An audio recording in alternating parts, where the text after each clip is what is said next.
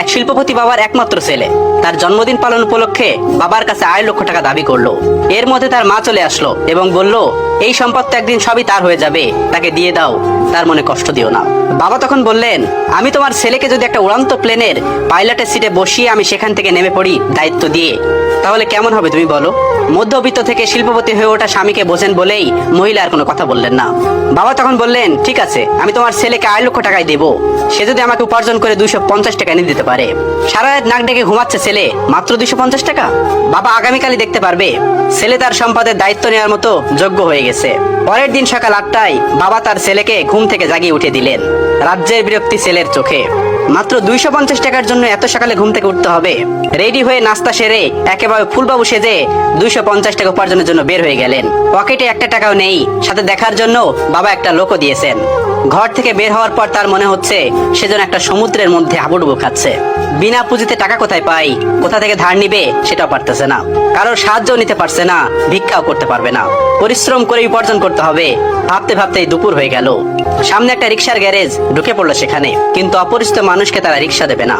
হঠাৎ মাথায় একটা বুদ্ধি আসলো, রিক্সা পাইনি তো কি হয়েছে, রিক্সা ঠেলতে তো পারবে। তখন উঁচু ব্রিজগুলোতে রিক্সাওয়ালার সাথে একজনকে রিক্সাগুলোতে ঠেলে উপরে উঠিয়ে দিতে হতো। বিনিময়ে যাত্রীরা 1 টাকা করে দিত। নন্দলাল নাদুস নুদুর জীবনে কোনো কাজ করেনি, এক গ্লাস পানিও নিজে কখনো ঢেলে খায়নি, আর আজ তপ্ত রোদে রিক্সা ঠেলছে, তাও আবার পুরান ঢাকায়। 10টা রিক্সা ঠেলে 50 টাকা উপার্জন করলো।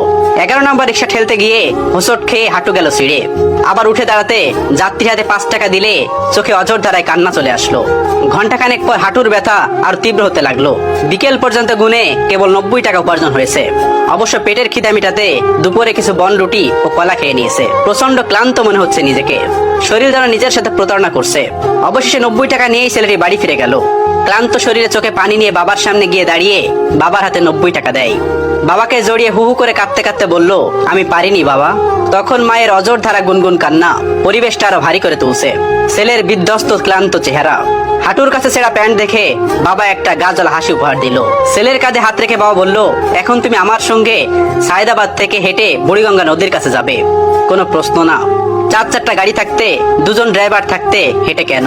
ছেলের জিজ্ঞাসা চোখে বাবা বললেন, বাবা আজকের এই পজিশনে তো আমি একটু একটু করে এভাবে এগিয়ে এসেছি, গাড়ি বা বিমানের গতিতে আসেনি। তুমি তো মাত্র একটা দিন কষ্ট করেছো, একটু ধৈর্য ধরো। ক্লান্ত ছেলের হাত ধরে হাঁটতে হাঁটতে রাত 11:30টার দিকে ব্রিজে পৌঁছালো পিতা এবং পুত্র। শান্ত নদী রেলিং ধরে দাঁড়িয়ে বাবা বললেন, তুমি আমার হাতে 90 টাকা দিয়েছো তাই না? ছেলে বললেন, জি বাবা, আমার জীবনের প্রথম উপার্জন। বাবা বললেন, আমি জানি তোমার এই টাকাগুলো উপার্জন করতে তোমার অনেক কষ্ট করতে হয়েছে। এখন আমি তোমাকে যা বলি শোনো। আমি জানি আমার ছেলে ছোটবেলা থেকে অঙ্কে খুবই ভালো।